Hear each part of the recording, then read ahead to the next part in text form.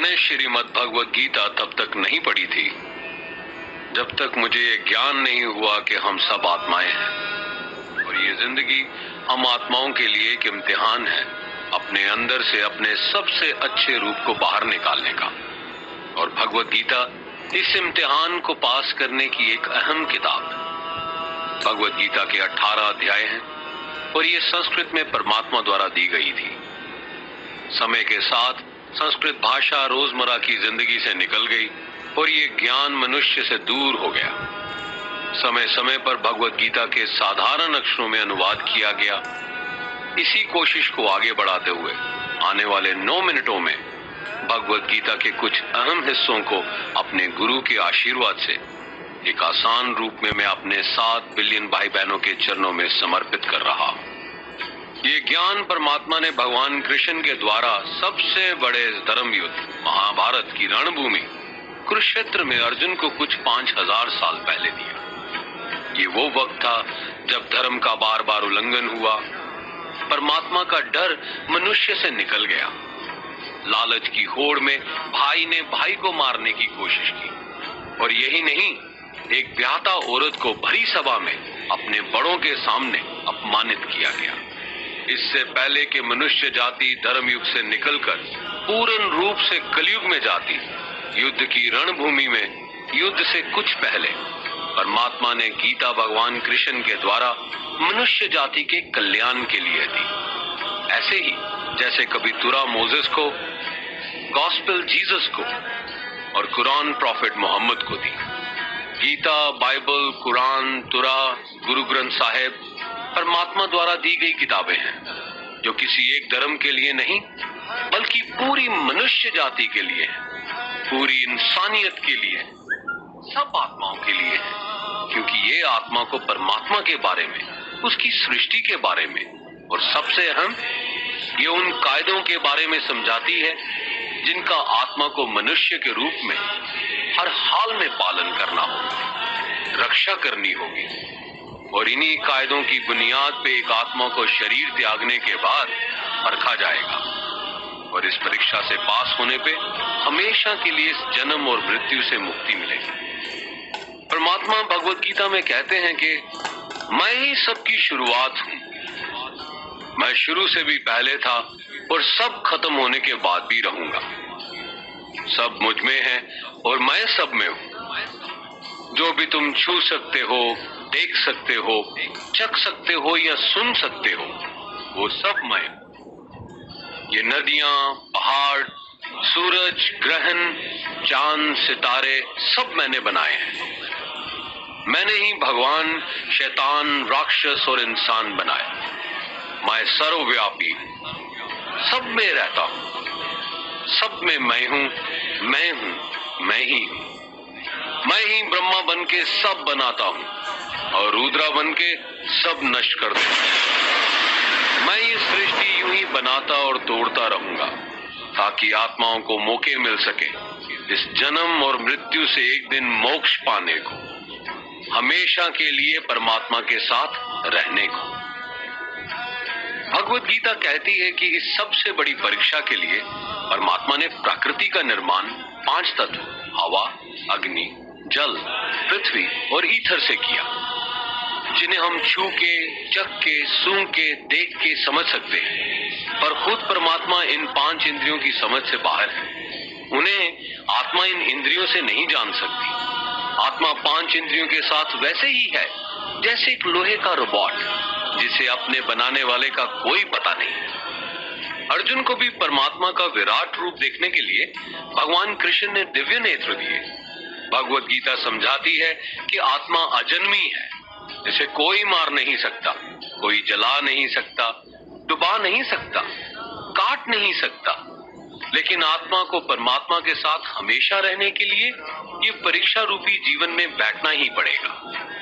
इस परीक्षा के लिए परमात्मा से बिछुड़ के आत्मा को पृथ्वी पे किसी न किसी रूप में जन्म लेना पड़ता है और 88 करोड़ योनियों को जीने और भोगने के बाद एक आत्मा को मनुष्य का शरीर और दिमाग मिलता है। इस सबसे बड़ी मर्यादाओं की परीक्षा में बैठने के लिए हर मनुष्य को इस पूरी परीक्षा के दौरान तरह तरह की अच्छी और बुरी भावनाओं के चक्रव्यूह में अपने ही भाई बहन या मित्रों के साथ डाला जाता है, जिसमें हर आत्मा को अपने अंदर के तामसिक और राजसिक अवगुणों से निकल के सात्विक जीवन में प्रवेश करने के मौके मिलते हैं। हमारे तामसिक गुण वो हैं जो हमारे अंदर हीन भावना पैदा करके हमें खुद को उदास और नुकसान पहुंचाते हैं, और हमारे राजसिक गुण हमें ईर्ष्यालु और लोभी बना के दूसरों के प्रति नुकसान पहुंचा सकते हैं।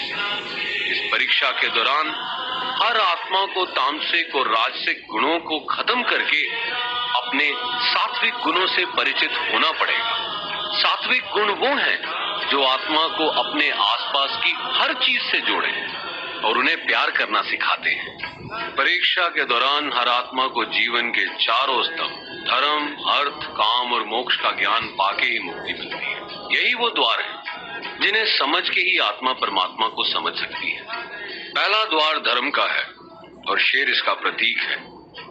धर्म वही है जो गीता में लिखा हुआ है, वेदों में लिखा हुआ है, गुरु ग्रंथ साहिब, बाइबल या कुरान में लिखा है। धर्म वही है जो धारण किया हुआ है, जैसे आपका दिल मानता है, जैसे झूठ नहीं बोलना, चोरी नहीं करना, भगवान का निरादर नहीं करना, दूसरों को नुकसान नहीं देना, यही सब धर्म है। और हर आत्मा को अपने जीवन काल में हर समय धर्म का पालन करना होगा और उसकी रक्षा करनी होगी। दूसरा द्वार अर्थ का है और घोड़ा इसका प्रतीक है। हर आत्मा अपने हर जीवन काल में अपनी पृथ्वी पे होने का अर्थ या मूल कारण समझेगी। इस जिंदगी में भोगने वाली चीजें और रिश्तों का आनंद लेगी। अच्छा बेटा या अच्छी बेटी, अच्छा भाई या अच्छी बहन, अच्छा पति या अच्छी पत्नी बनके हर दुनियावी रिश्ते पर खरी उतरेगी और इस परीक्षा को पास करेगी। तीसरा द्वार काम का है। भगवत गीता समझाती है कि हर मनुष्य के अंदर काम, क्रोध, लोभ, मोह, अहंकार और ईर्ष्या जैसी 6 भावनाएं हमें अपने और दूसरों के प्रति नुकसान पहुंचा सकती हैं। इन भावनाओं को हर मनुष्य को हमेशा अपने नियंत्रण में रखना होगा, क्योंकि इनके बहाव में किया हुआ कोई भी काम हमारे जीवन भर की परेशानी का कारण बन सकता है। और एक आत्मा संतोष और सादगी से इन भावनाओं पे हमेशा के लिए विजय पा सकती है। चौथा स्तंभ मोक्ष का है और हाथी इसका प्रतीक है। इस परीक्षा रूपी जीवन में हर मनुष्य हर समय कुछ इच्छाएं रखता है। कुछ इच्छाएं एक ही जन्म काल में पूरी हो जाती हैं और कुछ अधूरी रह जाती हैं, और उनके पूरा होने के लिए आत्मा को वापस पृथ्वी पे आना पड़ता है।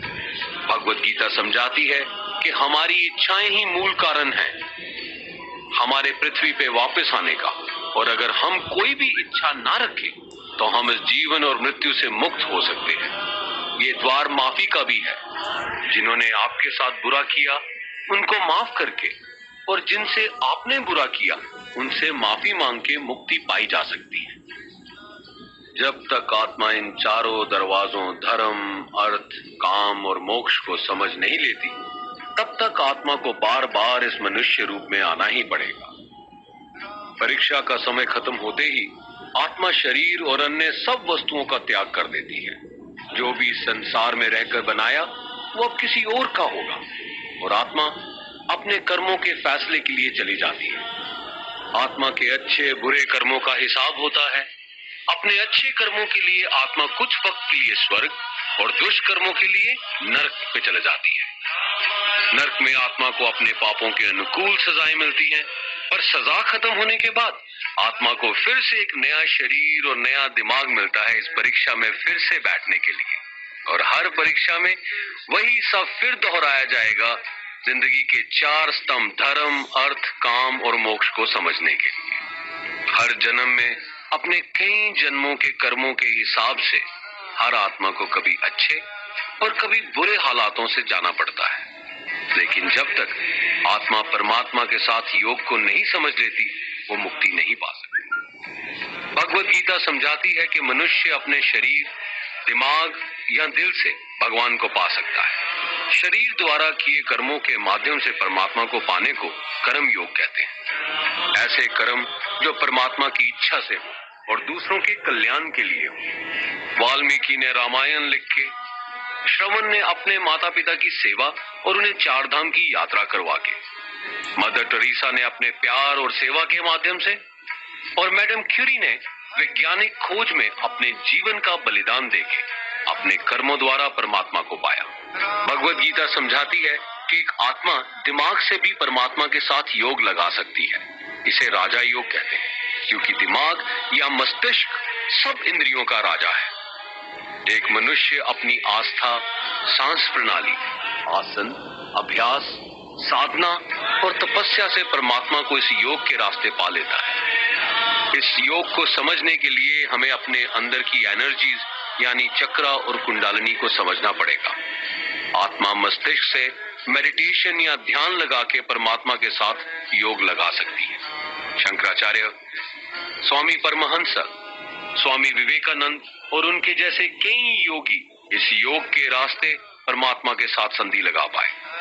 परमात्मा भगवत गीता में कहते हैं कि अगर किसी आत्मा को धर्म ना भी समझ आए, योग ना भी समझ आए, पर अगर वो मेरी शरण में आ जाए तो मैं उसके सारे पाप माफ कर देता हूँ। परमात्मा को ऐसी दिल की गहराइयों से पुकार के पाने को भक्ति योग कहते हैं। चैतन्य महाप्रभु, मीराबाई और भगवान हनुमान इस योग के सबसे बड़े उदाहरण हैं। लेकिन कभी आत्मा अपने होने का मूल कारण भूल के धर्म का उल्लंघन करे या पाप के रास्ते पे निकल जाए तो उसे ठीक करने के लिए परमात्मा खुद किसी रूप में पृथ्वी पे जन्म लेते हैं। आइए श्री भगवत गीता, गुरु ग्रंथ साहिब, तुरा, बाइबल, कुरान या ऐसी किसी भी दीनी किताब को पूरा पढ़ के इस जिंदगी के असली मायने समझें और परमात्मा के साथ योग लगाएं।